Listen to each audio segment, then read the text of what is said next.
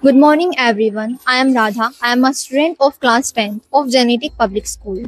My short term goal is to focus on my career and make my parents feel proud through my actions filled with extreme hard work. I am a hardworking person. Hello, myself Mahi Som. I study in 10th class in Genetic Public School. I am a hardworking person and I like to take up challenges. I like to both accept success and failure in a balanced way to move forward. Hello everyone, I am Akanshi. I am a student of class 10th of Genetic Public School. I am passionate about learning and growing every day. I am a hardworking person. My short-term goal is to focus on my board's exam. अब हमें माही बताएंगी कि metals क्या होते हैं और metals की properties क्या होती है। मैं आपको मेटल्स के बारे में बताने जा रही हूँ। मेटल्स गुड कंडक्टर होते हैं हीट एंड इलेक्ट्रिसिटी के। कुछ बेस्ट कंडक्टर्स होते हैं जैसे copper, silver, gold. Mercury bad conductor होता है क्योंकि वो लिक्विड होता है एंड इसकी कुछ प्रॉपर्टीज होती हैं जैसे फर्स्ट प्रॉपर्टी होती है मैलेबिलिटी। मैलेबिलिटी मेटल्स को थिन शीट में कन्वर्ट कर देती है एंड सेकंड प्रॉपर्टी होती है डक्टिलिटी। डक्टिलिटी मेटल्स को थिन वायर में कन्वर्ट कर देती है एंड गोल्ड सबसे ज़्यादा डक्टाइल मेटल होता है and third property is sonorous. Sonorous metals में साउंड प्रोड्यूस करता है and fourth is lustre. Lustre shiny metals होते हैं। Thank you. आकांक्षी, मुझे ये बताओ नॉन मेटल्स क्या होते हैं और उनकी प्रॉपर्टीज क्या होती है। जो नॉन मेटल्स होते हैं वे bad conductor of heat and electricity होते हैं। उनके जो नॉन मेटल्स होते हैं वे ज़्यादातर सॉलिड स्टेट और गैस स्टेट में होते हैं, लेकिन इसका एक एक्सेप्शन होता है। जो ब्रोमाइन होता है वो लिक्विड स्टेट में होता है। इसके कुछ एग्जाम्पल हैं calcium, sulphur, iodine and diamond. इसकी प्रॉपर्टीज़ होती हैं जैसे कि इसकी प्रॉपर्टीज़ होती हैं ये मैलेबिलिटी नहीं होती, ये डक्टाइल नहीं होते, सोनोरस नहीं होते। लेकिन जो लस्टर्स होते हैं, जो नॉन मेटल होते हैं वे ज़्यादातर शाइनी नहीं होते। इसकी कुछ एक्सेप्शन है। जो आयोडीन और डायमंड होते हैं वे शाइनी होते हैं। अब मैं राधा से क्वेश्चन पूछना चाहती हूँ। राधा, जब हम मेटल्स की रिएक्शन ऑक्सीजन के साथ करेंगे तो क्या होगा? जब हम मेटल की रिएक्शन ऑक्सीजन के साथ करेंगे तो बनेगा हमारा मेटल ऑक्साइड। जैसे हम एग्जांपल लेंगे Cu मतलब कॉपर। कॉपर को जब हम ऑक्सीजन के साथ रिएक्ट कराएंगे तो बनेगा हमारा कॉपर ऑक्साइड जो कि हमारा ब्लैक कलर का होता है। अब माही से मैं ये पूछना चाहूंगी, माही हम एम्फोटेरिक रिएक्शन किसे कहते हैं? एम्फोटेरिक रिएक्शन जो मेटल्स दोनों नेचर शो करें acidic and basic way amphoteric reaction होते हैं। इसके कुछ एग्जांपल्स हैं जैसे कि जिंक को जब हम एसिड से रिएक्शन करते हैं तो उसका नेचर बेसिक होता है एंड जिंक को जब हम दोबारा एसिड से रिएक्शन करते हैं तो उसका नेचर बेसिक होता है। ऐसे ही दूसरा एग्जांपल है एल्यूमिनियम। एल्यूमिनियम दोनों नेचर का होता है। एल्यूमिनियम को जब हम बेस से रिएक्शन करते हैं तो उसका नेचर एसिडिक होता है और जब हम एसिड से रिएक्शन करते हैं तो उसका नेचर बेसिक होता है। राधा, मैं अब आपसे कोरोजन के बारे में पूछना चाहती हूँ।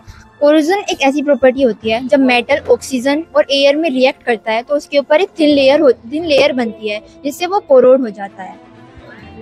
आकांक्षी, मैं आपसे पूछना चाहूंगी कि थर्माइट रिएक्शन किसे कहते हैं? जो हमारी थर्माइट रिएक्शन होती है उसमें क्या होता है, जो हमारे रेलवे ट्रैक्स होते हैं, मेटल्स की जो मशीनें होती हैं हम उसके लिए करते हैं। जब उनमें क्रैक्स आ जाते हैं उसको फिल करने के लिए, तो अब हम इसमें जो आयरन और एल्यूमिनियम होता है हम उसका रिएक्शन करते हैं। जब हम इसका रिएक्शन करते हैं तो ये मोल्टन स्टेट में होते हैं और हीट प्रोड्यूस होती है। तो जब हम उनकी जो रेलवे पटरी होती है और मशीन के जो क्रैक्स होते हैं हम उसमें से डालकर उनके क्रैक्स को फिल करते हैं। राधा, जैसे कि अभी माही ने आपसे पूछा कि कोरोजन क्या होता है, अगर हमें अपने मेटल्स को कोरोजन से बचाना होगा तो हम क्या करेंगे? अगर हमें मेटल्स को कोरोजन से बचाना है तो उसमें हमें ग्रीसिंग, पेंटिंग और ऑयलिंग करनी चाहिए। जैसे हम एक प्रॉपर्टी होती है ग्लेविसेशन। ग्लेविसेशन पे हम मेटल्स को जिंक की एक लेयर चढ़ा देते हैं जिससे वो कोरोड होने से बचता है। अब मैं पूछना चाहूंगी आकांक्षी, हम रोस्टिंग और कैल्सिनेशन में क्या डिफरेंस होता है? रोस्टिंग और कैल्सिनेशन, जो रोस्टिंग होता है वो प्रेजेंस ऑफ एयर में होता है, मतलब ऑक्सीजन की प्रेजेंस में होता है।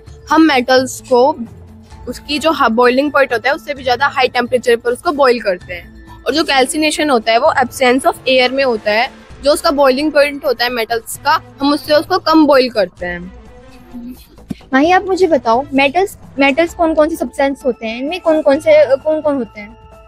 मेटल्स बहुत प्रकार के होते हैं। Metals copper, aluminium, zinc, sulphate, sodium, बहुत तरह के मेटल्स होते हैं। राधा, मैं आपसे पूछना चाहूँगी, जब हम मेटल्स की रिएक्शन वाटर से कराते हैं तो क्या होता है?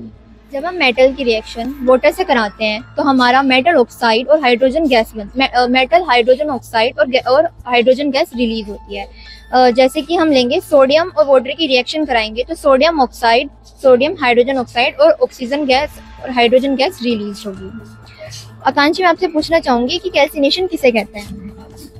कैल्सिनेशन जो होता है उसमें हम प्रेजेंस मतलब एब्सेंस ऑफ एयर में करते हैं। जैसे कि हम एक कंटेनर ले लेंगे, उसमें हम कोई भी एयर नहीं रखेंगे, उसको वैक्यूम कर देंगे। तो जब हम उसको बॉईल करते हैं, हम उसको उसके टेम्परेचर तक बॉईल नहीं करते, हम उसके जो मतलब कि इतना कर लेते हैं कि जिसमें सिर्फ हीट प्रोड्यूस, मतलब उसे एब्सेंस में करते हैं। हाँ। एयर की।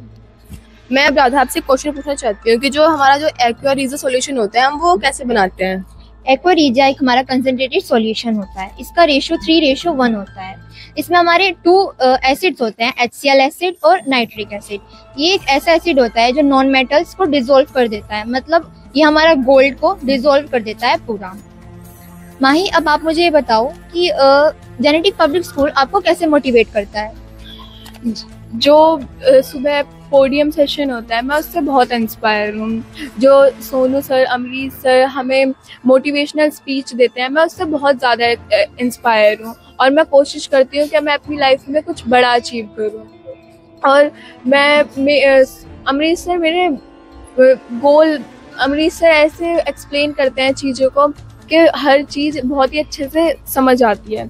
जेनेटिक पब्लिक स्कूल बहुत अच्छे से हर चीज़ को एक्सप्लेन करता है, बहुत कुछ सिखाता है हमें। आप मुझे ये बताएं माही कि आपका एम क्या है? आप लाइफ में क्या बनना चाहते हैं? लाइफ में कुछ बड़ा अचीव करना है, अपने पेरेंट्स को प्राउड फील कराना है। मैं चाहती हूँ मैं कुछ बड़ा अचीव करूँ और अपने पेरेंट्स को बहुत प्राउड फील कराऊँ। आकांक्षी, आप मुझे बताओ कि जो जेनेटिक है वो आपकी लाइफ में कौन सा रोल प्ले करता है जिससे आप मोटिवेट फील करते हो और आगे बढ़ने की आपको प्रेरणा मिलती है?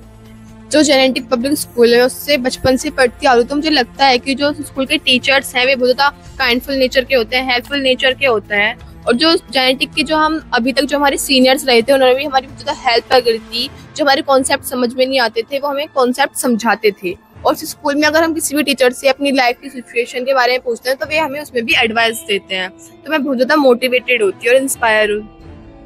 जैसा कांचनी ने हमें बताया कि यहाँ के टीचर्स इतने अच्छे हैं कि वे हमें छोटी छोटी चीज़ों को इतने अच्छे तरीके से समझाते हैं। जैसे अमृतसर सोनू सर, वो हमें सिर्फ बुक से ही नहीं बल्कि हमें बाहर की जो हमारी लाइफ है उनसे भी जुड़ी हुई चीज़ों को समझाते हैं, हमें हर चीज़ में सपोर्ट करते हैं। आई होप ये वीडियो आपको हमें अच्छी लगी होगी, हमारा जो डिस्कशन है आपको समझ आया होगा। Thank you.